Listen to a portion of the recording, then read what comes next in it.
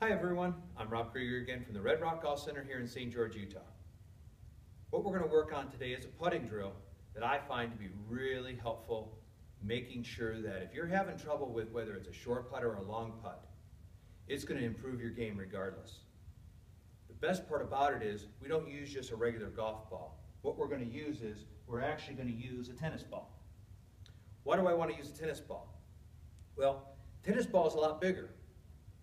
It's got a lot more mass, and so when this putter head hits it, it not only is going to show us exactly where that or how that putter head is as it goes through the tennis ball, but it's also got a lot of spring to it, which means it has a lot of bounce. So you have to try to control your putting stroke.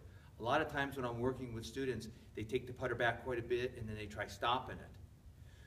But by using a tennis ball, it's going to force you to slow down a little bit, have a little bit more control over the putter and the club face and how you swing it. The other thing that this will also do is it not only help you get a better idea of what your putting stroke is doing, but it does something very interesting. You sit here and you put the tennis ball down. And if you notice, tennis ball is pretty big. So there's not a lot of room in there. So what you want to do is you want to put the tennis ball down, and you want to start anywhere between 2, 3, 4, or 5 feet away.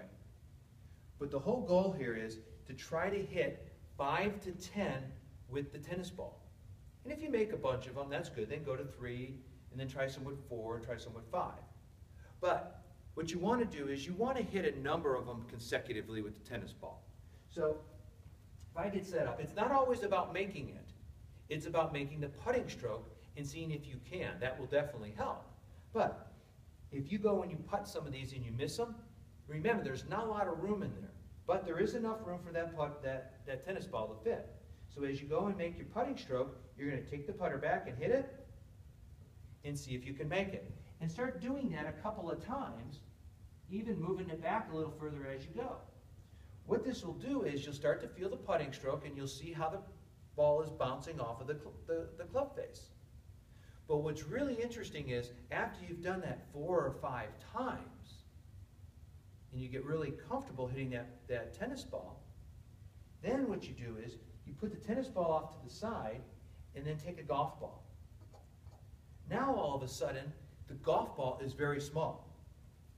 Comparing it to the tennis ball, there's quite a big difference. But what it all of a sudden does in your own mind's eye is that it's going to make that hole appear to be much bigger than it is.